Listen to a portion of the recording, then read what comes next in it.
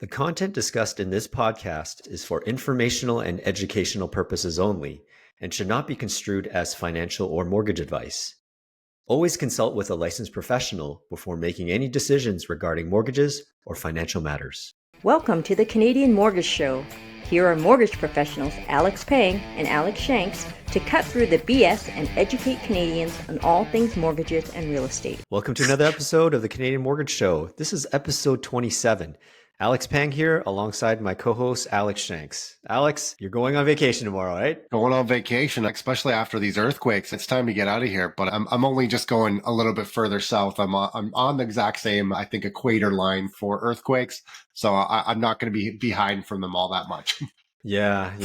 So why don't you tell us where you're going? Yeah, going on a Disneyland cruise. It's going from Vancouver down to San Diego. It's my mom's 60th birthday here coming up. So happy, by the time that this episode's out, happy birthday there, Mom. And we're going traveling with them and my kids and stuff. Okay, so it's going to be the six of you? Sorry, there's seven of you? Or okay, six of us in total. My four family and then my parents. And so it should be a pretty good time. Yeah, sounds amazing. And plus, the parents are there to help babysit the kids too, right? To give each other a break and everything. Exactly. So over the weekend, I did a first-time homebuyer seminar. That's the first time I did that in like well over 10 years. So that was actually pretty fun to do. And yeah, there's a few slides I posted on social that I was plugging the pod and had our stuff in the back or so. Perfect. Yeah, people were pretty stoked about that there. But speaking of earthquakes, let's get right into it. We had another earthquake this morning. Had another one. I didn't feel it. I didn't. I know a couple people in Victoria have heard that they felt it and everything. I must have been passed out pretty hard. Yeah, it happened at about 5 a.m. And this morning. I was still half asleep. It was really light. It was registered at 4.1 on the Richter scale around 5 a.m., around 42 kilometers east of Sydney. And if I remember my geography correctly, Sydney's a suburb of Victoria, right? Is that about right? Okay. Yes. And it's really close to Washington as well. So people in the States felt it as well. We were talking about this last week. We've had a couple of quakes in this area. Rather than facing the big one, I'd rather have these little small ones just to relieve some of the pressure on the plates and all that stuff. Again, it's just so hard. We get so much news now. Is this abnormal or is this just really normal? It's just something to be talked about.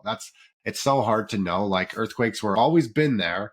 But obviously, is this one, are we seeing more frequent right now or just, hey, we're just seeing more of it on the news?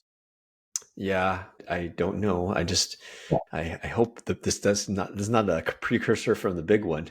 We've talked about it since we were kids for the last 25, 30 years. And I don't know, I'm just speaking for myself, but it's that, we got to live life. It happens if it happens. Oh, now the one weird thing is we actually got a message from a commercial insurance broker, their company there on the island. They had to implement temporary binding holds. So anyone that had an insurance already in, they would have stamped it and let that go through.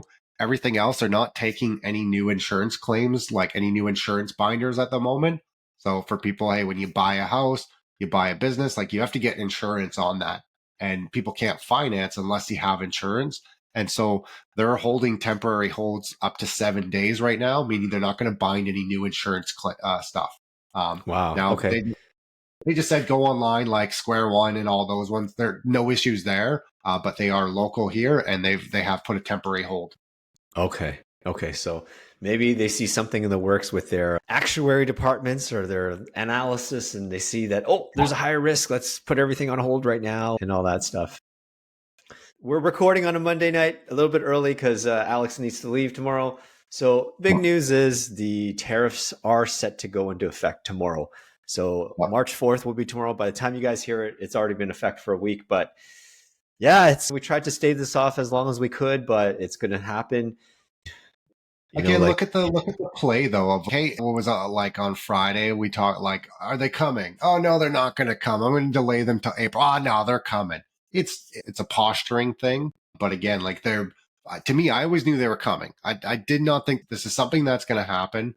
Trump did it in 2017 when he came in on steel. It lasted about 9 months, and it was something that went in, realized, hey, this actually does not help our economy. It's increased our prices. They then did remove it. And so that's where Do we see how long this is going to go? And that's where we're going to talk about what could happen with rates. Obviously, there are things that come into play. This is not good for our country.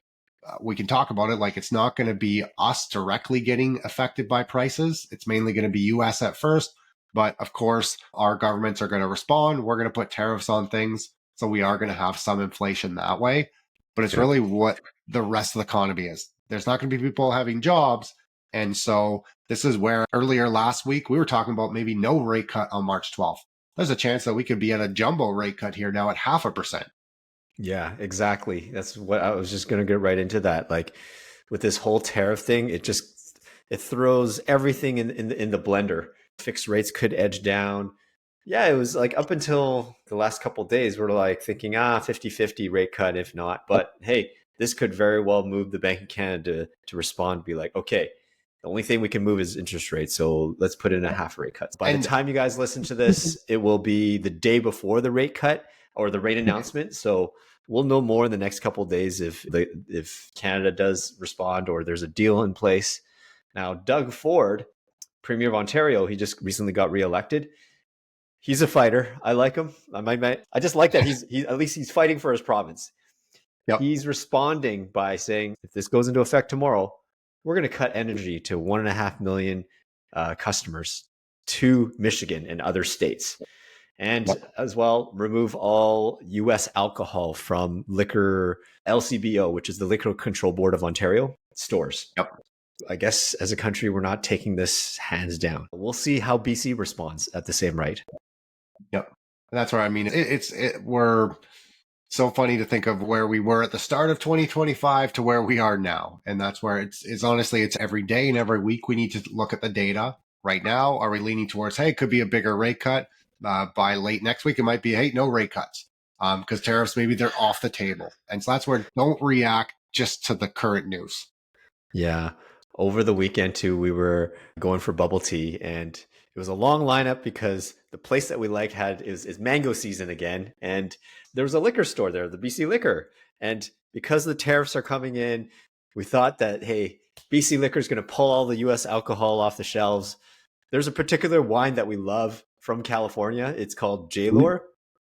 And my wife's, we better stock up before they pull it off shelves. I'm like, yeah. So we ended up buying 4 bottles of wine. And it just reminded me of, this feels, I don't know if the same, but it's like the Prohibition era. Like we weren't alive but we're doing something that we're like, let's take care of this before like hysteria comes in. Yeah, it's just it's just gonna weird. It's gonna be a weird time that we're gonna go in. Yeah, totally. And that's where now this one I find it funny is talking about Trudeau's household groceries cost taxpayers in 2022 81,000. In 2021, it was 76,000. Now, I didn't realize that obviously groceries are included in it. Now, that there's jobs out there that when you get a job, it says, hey, you get all your food covered. It doesn't, if that's what it was noted in there, it really doesn't bother me all that much. But it's like, why is it part of the taxpayers to pay for that? To me, that just should be like, hey, you get a salary of 350,000, you got to buy your own groceries. Yeah, exactly. That works out to $1,500 a week. I'm like, what kind of food are you eating that's costing $1,500 a week? Jeez, oftentimes it's like $1,000 a month, maybe. I would put money on that he has a chef. I would say that for sure and everything. And that's where it's just, obviously it's, hey, again, we're picking on Trudeau. This is probably nothing new. Every prime minister gets this. It's just something for the news to pull up. The Conservatives are going to eat it and say, oh, look at this, how much he's costing us. You would do the same thing. If you were able to get your costs covered, you're going to take that. Yeah, exactly. It's just not a great look for the sign of the times, even though it might have been placed. Yeah. Yes. Other news, we talked about this with tariff comes in, it's shone a spotlight on how we're not trading amongst each other, amongst the provinces. And it seems to be like a north-south thing. There's no Canadian pipelines running from east to west.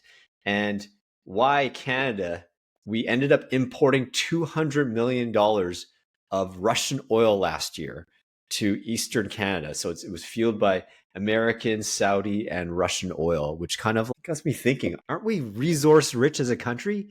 Like, why do we need to buy oil from somewhere else when we have it ourselves?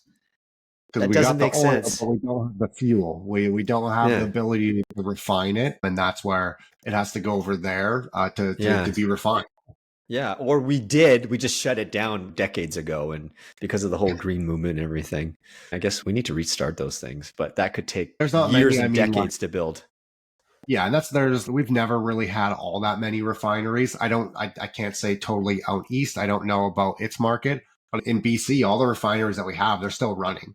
I love Hmm. talking to people in Vancouver that don't even realize there's a refinery in their backyard. What are you talking about? No, there's not. Yeah, there's a refinery right in BC. That's how we get your jet fuel. That's how you get your fuel.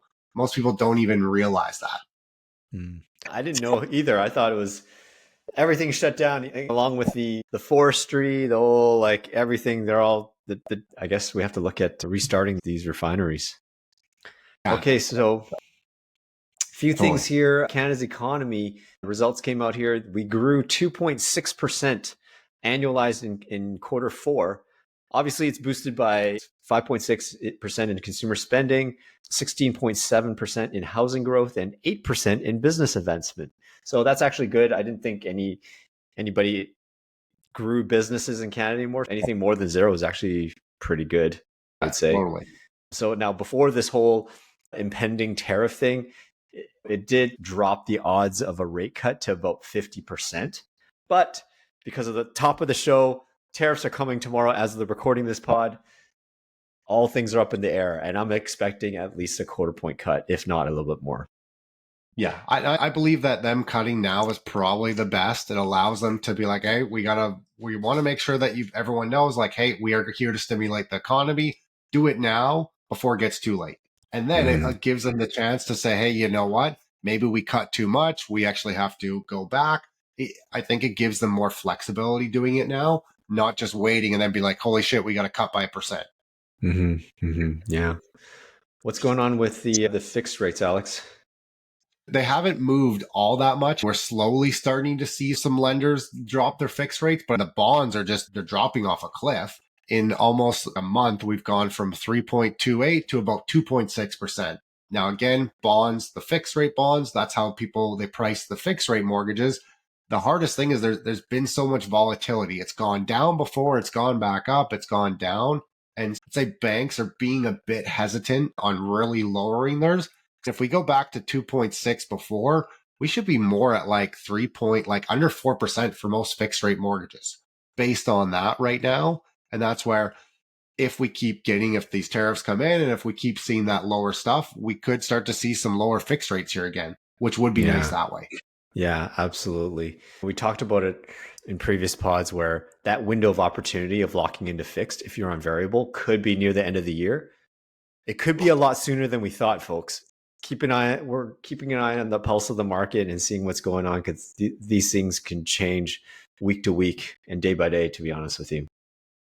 Yeah. And This is not related to tariffs, but I thought it'd be interesting, worth noting, is Trump is offering a $5 million gold card to attract wealthy immigrants to the States. And this basically allows them fast track to citizenship. And I'm quoting Trump here. I don't have the Trump voice, but they'll be wealthy and they'll be successful and they'll be spending a lot of money and paying a lot of taxes and employing a lot of people. And we think it's going to be extremely successful, he says. So yeah, if you actually think about the numbers, okay, if it brings in, geez, 1,000 wealthy immigrants, what would that be? That's $5 billion in to the economy. And then, of course, if you 10x that, that'll be $5 trillion, and that'll really put a dent in their deficit. So that's actually brilliant. You might hate the guy, but hey, this is actually pretty good. Now, this replaces their previous EB-5 visas that were available to spend for people to spend about $1 million on a company that employs at least 10 people. But I guess they got rid of the whole if you have a company and just if you pay $5 million, you're going to pay taxes, come here, spend money. You're going to buy cars. You're going to buy houses. You're going to eat our food and live life here. You're going to pay taxes. This is actually yeah. cool. I just wonder, what is it? Do you just have to show, hey, I have $5 million in the bank. I have $5 million in assets. Where's that? Because let's just say, hey, you bring one person that has $5 million. What is that going to help? Where like the business, like bringing business in, that make more sense because that's going to employ 10 people. That's where, I mean, Yeah. I, as a country leader, I'd rather have someone that's spending $1 million on a company with 10 people than just bringing someone in that has a net worth of 5 million. Does that mean they're actually going to go Yeah. $5 million? No, I don't think it's just you have to show net worth. You just pay 5 million and you can enter the country and fast. Yeah, it's raising money. It's not showing nothing. It's just giving 5 million. It's your entry fee to the club, apparently. So it's just straight money laundering. Just here you go, you do illegal stuff. Give me $5 million, and here you go. You can bring all your stuff in. I don't know what the whole. Do they need to do any background checks on any of these immigrants? But yeah, more news will come as it gets released. Something worth noting. Yeah, totally. Now let's talk some more stuff on real estate. So this is an interesting one. Calgary home sales fell 19.3% in February as inventory surged 75%. Now this is driven by like a flood of new listings, obviously, but which is interesting, prices still went up by 1% to 587,000. And definitely been hearing lots in Alberta, like the rental market is going down significantly. On average, it's anywhere from $100 to $200 a month. That's lowering. It's interesting that I still see some stuff going quite quickly in Calgary. If it's the right place, it's selling super fast. Other stuff is still taking long, which is the same as in BC. Yeah. The last couple of years, when when rates were higher in the last few years, it didn't make sense for investors to buy in BC or Ontario because the math ain't mathing. And what ended up happening was the money from BC and Ontario flooded Calgary, and Calgary's market was the golden goose for the last two or 3 years since the start of the rate hikes. Is this a sign that the party's over there? What do you think? I don't think so. Maybe is Edmonton, but Calgary, again, as long as oil keeps going up, the prices there are going to keep going up. Like more businesses are coming there in the downtown Calgary, more tech companies are coming and everything. And so that's where I think the market's still going to be going. The big one is CMHC, MLI Select. People were going there, buying these like massive apartment buildings, brand new builds. A lot of that has changed right now. And that the funding on that is much harder. And so I think a lot of deals are now in flux, and that's where it's going to be like, shit, a lot of people were going there as investors. It may not make sense on paper now. Yeah. Yeah. Yeah. It looks like maybe they might have peaked in that market after a few years after enjoying the fruits of everyone else in Toronto and BC not cash flowing. I mean, that's where I still I have friends that bought in like 2015. Their homes, because in Calgary and stuff, home prices skyrocketed in like 2013 to 2015. Their homes then dropped and they just got back to 2015 levels. Now, I see when some people like mortgage brokers, realtors that are like, hey, buy in Calgary, it's a 5% appreciation. They've been seeing very high appreciations. It's not the norm. When I show someone like an investment like Performa in Alberta, I'm barely putting any appreciation. It is a cash flow play out there. Hey, can you find an investment that's going to pay you $2,000 a month? Hey, you can find that. And that's where I don't love to sell the fairy tale of, hey, buy this $400,000 townhouse in Calgary. It's going to be worth $1 million in 6 years. We're not going to see that type of appreciation. Yeah, that's not the BC Ontario model where I'd say probably in the last 20 years, property values would double every 10 years. And even during the COVID period, your home price doubled in 5 or 6 years, which is unsustainable. And we witnessed that where we had a global pandemic and it created some sort of perfect storm where money was cheap and free and the governments pumped the economy with money. Mortgage deferrals happened. We couldn't spend money traveling. So we had tons of savings around. And not just Canada, but everywhere across the world, there was hyperinflation. Everyone just going out to the burbs, buying properties, and it just propped things up, right? And it's come back down because it's all come back down to earth and the bubble has popped or it's landing here. So let's bring this back a little locally here in BC. Pre-sale developers, they're struggling. Let's not BS that. They're struggling in Toronto and Lower Mainland for sure. Now, BC, the government is throwing a lifeline to the developers. So the developers, this Real Estate Development Marketing Act, or REDMA, they've extended the pre-sale period from 12 months to 18 months. Under the previous program, or the law, is developers have 12 months to pre-sale their units up to a certain percentage. Yeah, up to a certain percentage in order to release the next round of funding. And oftentimes their bank funding could be anywhere from 60 to 80%. So they're stretching that. So now if the developer doesn't reach the sale minimum of the 60 to 80% in those 12 months, then they don't get the next round of funding. And essentially that project had failed and they could return the money back to the pre-sale buyers. In the last 15 years, we haven't seen too much of that happen. Like especially the bigger developers, not too much, maybe a few here and there from the smaller developers. But do you think this extra 6 months is really going to help anything? Or is it just going to prolong the inevitable? Yeah, I think it just prolong it. What's the difference of like, now the only thing is, hey, do rates get lower? But again, at the moment, if the economy gets worse, it's only going to get harder to buy. Even if rates hit, let's say 2.5%, still, if no one has a job this time, no one's going to be buying. That's the difference. Exactly. Is everyone still had their jobs during COVID, where in this case, people are going to lose their jobs. Mm-hmm. Yeah. And if people are scared about their job security, they're not going to buy.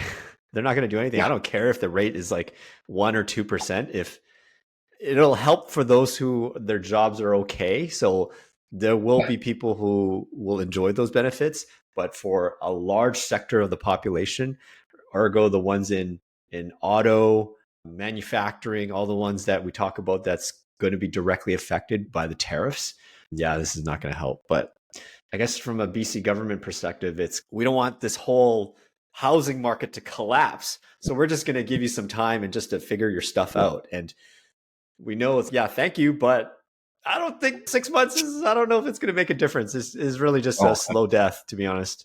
Cool. And we have to build better places. A 300 square foot like studios, it just doesn't work anymore. It's not this market of, hey, we're just trading these sales agreements for people to build a profit. It's, hey, we can actually build places that people can actually live in, raise a family. Even if you get a condo that's 500 square feet, one kid, you're not growing up in there. That's where it's, hey, we need to start building some of the bigger apartments that we used to build back in the day. Yeah. And with governments now basically saying no to Airbnb, that was the whole premise of all these pre-sale developments, where 75% of the buyers are investors, and a majority of them were using it as Airbnb to help the numbers work. And it's because the rent, they couldn't meet the long-term rental. The numbers didn't work. So they resorted to Airbnb. But the government just cut that off on your knees and said no more to Airbnb unless it's your own principal residence, essentially cutting off the pre-sale development, these kind of high shoeboxes in the sky, cutting them off at the knees. I agree with you. Unless you live in like downtown Toronto and downtown Vancouver, where maybe a 300 square, you could use it as an executive rental, sure, but not a 300 micro condo out in Surrey Central or out in like Markham or something like that. Like, no one's going to want something small out there. No, exactly. Now, this is an interesting one. It's not even talking about like the building issues. It's Kelowna's development future in jeopardy due to insufficient electrical capacity. Fortis BC has indicated it cannot guarantee power availability for new housing projects until 2027-2029 as awaits provincial approval for new utility upgrades. That's pretty big of, hey, we don't even know if we're going to be able to get the power. Now, I would put money on it. They will still be adding new subdivisions in where I live in Cumberland on Vancouver Island. They've been so far past their sewer requirements by 200 homes. They keep adding more homes. They keep saying, hey, we'll give some more money. Somehow it keeps getting added, even though the infrastructure should not be allowing it. Yeah, if the infrastructure is not there and they keep adding homes, let's do the math here. You just need a crazy rainstorm and you could see a lot of sewer backup or flooding, right? Yeah. Yeah. Wow. It's like a case here where the right hand is not talking to the left. Like the right hand means we need more housing development. The left hand is we're not building the infrastructure because we don't have the power. And in order to have the power, we're going to need to raise taxes.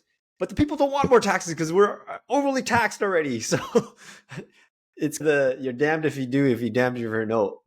if you don't think, they need to get their act together if they want to continue developing and just address this housing crisis. Kelowna's hard as well. It gets a lot of fires and everything. So there's other stuff to be looking at up there and everything. But yeah, it needs to be, we built Site C to allow more power. But if we're sending also a lot of our power down to the US, we don't have the power infrastructure for it. And that's where, again, we need to be spending our resources and our manpower here in BC. Yeah, well, this kind of goes hand in hand with, I guess, with tariffs. If Doug Ford is planning on cutting off power to the states, then it looks like BC needs to do the same, because we need it more here in Kelowna to help with their development projects, to help with our housing issues here. All right, I think it's time for viewer mailbag, right? Let's jump into it. Okay, so let's say first question here. How do I pull equity from my property to pay off some business and consumer debt? Yeah, I find a lot of people get confused of not realizing what they can do with the equity in their property. And now when we talk about business and consumer debt, this is just where it can get a little bit muddy. You're able to use the equity in your home to pay off those debts. Now, for that, it's not just free money. Don't think people like, hey, I have 100,000 of equity in my property. I just get it. The bank's going to give it to me. You have to qualify for it, for one. You have to make sure that you can qualify for it. And then obviously, you started a mortgage of 500. If we add in another 100,000, your mortgage is now going to be 600. But this is where we get to sit with people and help them show, hey, you're paying $1,500 a month to this line of credit for your business. You're just not able to pay it off. Hey, we can wrap it up into your mortgage, which allows us to do a longer amortization. Now, again, maybe you paid your mortgage down from 25 to 20 years. We're able to push that back up to help reduce some of that payment, but you're just paying longer in interest. It's still helping people show, hey, we're going to free up $2,000 a month in cash flow. That's a significant savings. And that's where you now get to say, hey, I'm going to invest. I'm going to add back into my business.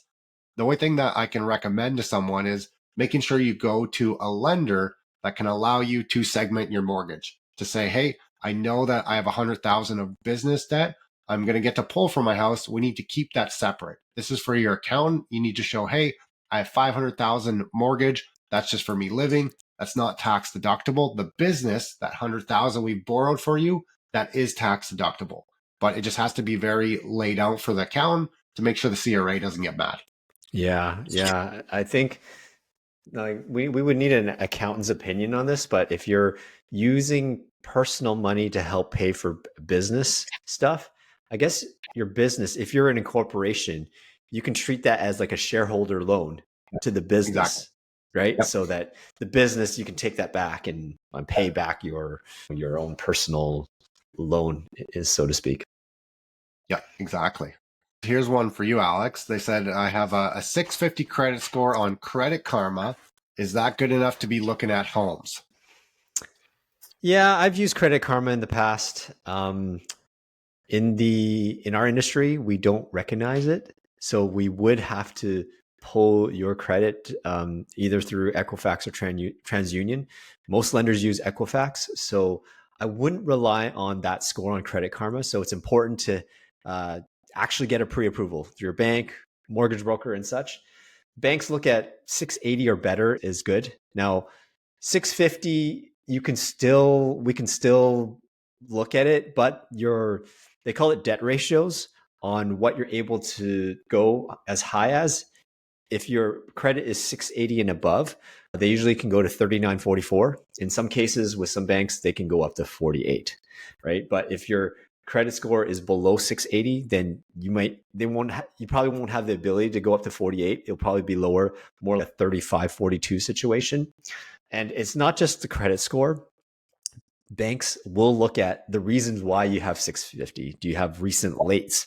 And they look at pattern of why, like your credit worthiness. Has it become you're not looking after your bills properly?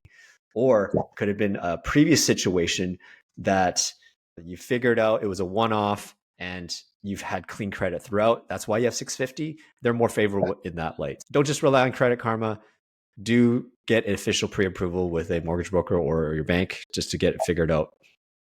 And I have a bit of beef with Equifax and TransUnion and stuff people do everything right. They've been paying it. Maybe, hey, you had a Shaw cable box. You sent it back in, but they didn't get it. They've sent it to collections now. Your credit is now at 650. Nothing to do that you did wrong. Now, let's say you can send all those documents. Equifax is a pain in the ass to deal with. They won't update it. It takes them forever. I've helped people that have gone through bankruptcies that are still showing they're in bankruptcy 5 years later. The credit goes from 550 up to 750 instantly. And it's just like, why are we not holding them accountable? Like, these are companies that are being paid to be tracking our credit, and if they're not even updating their systems properly.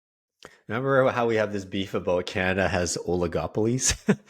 I guess what's a cartel with only two? I don't know. Yeah, it's basically a partnership to run the whole thing between TransUnion and Equifax. In the States, they have Experian too. So they have, and they call it FICO score in the States, whereas we call it Beacon score in Canada.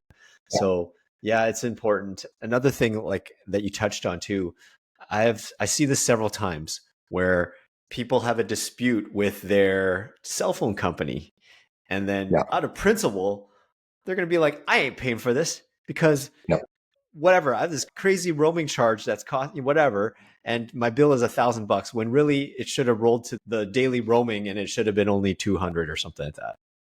Yeah. So on principle, it'd be like, screw you, I'm not paying this bill. I understand that the principle behind it, but the telecom company will report that to the credit reporting agency. It'll go to collections and it's going to hurt your credit. So I've said this before. Yes, you can still dispute it. Just pay for it first and then dispute it afterwards. Exactly. Another one that I saw recently with a client is, it happens a lot too, is if you get a credit card and you don't use it and you have the annual fee that gets tacked on and you forget about it because you never check because there is no need. And all of a sudden it goes to collections over $150 annual fee, or anywhere from $150 to $700, depending on what kind of card you have.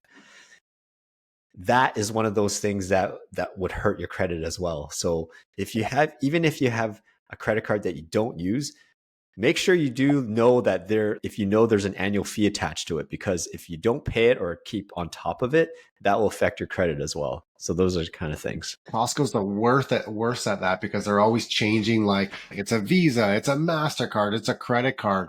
And if you don't pay, let's say if it was the Visa one before and you forgot, at one client, they owed $25, didn't know about it, didn't pay it. It went to the new card, a MasterCard, they'd been using it, never even were told that they owed $25. Tank their credit score. And that's just where, again, like for one, the CIBC who now owns it, they probably should have been saying, hey, we've transferred the credit card, you have a fee, you need to pay this. But again, they're not worried about you. Yeah, before it was, they were with Amex, and then they went over to Capital One for a bit, and now CIBC. So man, yeah, that's crazy. Just keep on top of those things, because something that you think is not going to be a big deal could be a big deal in your credit. All right, here's the final one here. My down payment is locked in a GIC. Can I use this if it's to buy a home? This is one I've seen before, and everyone always asks, like, hey, why are we getting the down payment during the pre-approval? Now, I always tell people the main reason why I'm getting it, for one, is we have to source it for money laundering, but it's also actually to guarantee you, hey, can we actually use those funds? What sometimes people do is they lock their funds into a GIC because they see, hey, I could get a 6% rate of return if I lock it in for 1 year. The issue with that is if it's a non-redeemable GIC, meaning that it has to stay in for a year. Now, a lot of people think, oh, if I buy a home, the bank would have to let me take that money out. The only way you can take out a non-redeemable GIC is if it's due to financial distress. It can't be for saying, hey, I want to buy a home now, I want my money. They will not give that thing back to you. It has to be in a redeemable or a cashable GIC. And that's a big one. I see people, they're like, oh, I'm just going to lock this in, it'll be fine, the bank will let me take it out. I get it for them, and you're like, hey, I can't use $75,000 of this money here. It's locked in until April of 2026. So I guess, in other words, if it's in a redeemable GIC, you can take it out early. You probably are most likely losing the interest that you would have collected if you cashed it out earlier than maturity. Each lender, each like bank's a little bit different. Some of them say, hey, if you make it 30 days, you get X amount. If you make it 60 days, you get X amount. Where some of them, if you don't make it to like the 1 year, even though it is cashable, you make no interest. So that's where it's reading the small print. And yeah, I've caught people where they're like, oh, I'm so excited I get to buy a house, only for them to find out, hey, they got to wait 7 months before we can even use their down payment. Yeah. So folks, if you're put your money into a GIC and you're going to lock it in, make sure that you actually are not going to use it. But hey, people's situations change all the time. So for the fact that you put it in a locked GIC for that extra 0.5%, you can't touch it. Is that worth it? Maybe not. Maybe you should take something that is redeemable, take a lower interest rate and have a little more flexibility, because life can change. Like you all of a sudden be like, oh, hey, let's buy a place because all of a sudden you met somebody and life moves along quickly and you want to buy a place together and such. So don't be locked in. Exactly. Same thing what we used to promote about like fixed rates. That was a lifetime ago. Yeah. You're off tomorrow, right? You're coming into the Lower Mainland, right, tomorrow? Catching the fast ferry over. We're gonna hang out at the Pacific Pan there downtown. Have you ever heard of the restaurant like Shabusan downtown? Oh, yeah. We're gonna. That's a Japanese, like a hot pot place. Yeah, we're gonna take the kids there. I remember going up there as a kid, going to that and stuff. So I'm gonna take the kids there for dinner, let them cook some meat and stuff, and excited. Have they been to hot pot before? Never been there before. It's a hoot. Like you get all this raw food and all this stuff, and you just dipping for dollars and just cooking it up and all that stuff. I don't think they're going to love the food. I love the food. Like, it's some of my favorites. I'm more just excited for them. I know my oldest is going to be happy just grilling some stuff on the barbecue. Yeah. You know what? Something that would be really good if you have a chance to do is Korean barbecue. If they basically have a grill right in the middle of the table. And of course, if you're going to go, wear clothes that you're okay getting, like essentially afterwards, your clothes are going to stink. So it'll smell like barbecue. It'll smell great, but you got to strip and throw in the laundry afterwards. But yeah, it's amazing. Not the cheapest, but you grill your own meats and everything. It's actually quite the experience. That's what they have a Shabusan. They have a hot pot and the grill, so you get to grill your own meat and everything. Yeah. So it's fun. And then they have the huge chef's hood because there's going to be so much like smoke everywhere that'll be amazing. Yeah, folks, while Alex is away for a week, we have a special guest next week. And so we'll have a little special segment there while Alex is away. Yeah, any final thoughts before you're gone for 12 days? No, it's going to be weird, especially as I'll be gone during the Bank of Canada announcement. I feel like there's going to be probably a bunch of stuff that comes up and I'm going to be like, oh shit, me and Alex need to do a podcast on it. Yeah, I think if it wasn't for the cruise, I would have been like, Alex, I don't care. Let's do the pod. Your internet, I don't know how good internet is on the cruise ship, but yeah, it's probably better that we have a guest come in while you're away. So enjoy your vacation. So folks, thanks for tuning in. Again, thanks for supporting us. If you like this pod, make sure you like, share, and follow, and share it with another person because we do want to grow our following here. And I want to give you like a special props is we just exceeded 100 followers on Spotify. I know we're not blowing up, but just a little small celebration just to say thank you for supporting us every step of the way, because things like that makes us feel good and really hammers home why we're doing this pod. It's for you guys. All right. So on behalf of Alex Shanks, enjoy your cruise, Disney cruise. Hope you won't be super poor coming back. I'm Alex Pang. Thanks for tuning in. We'll see you next time. Talk to you soon. Now, if you enjoyed this episode, make sure to like and subscribe. If you're listening on Spotify or Apple, make sure to follow us. Please give us a 5-star rating. You can even send us an email because we want to know what you guys want to hear about. That's what we're here for. Reach out anytime.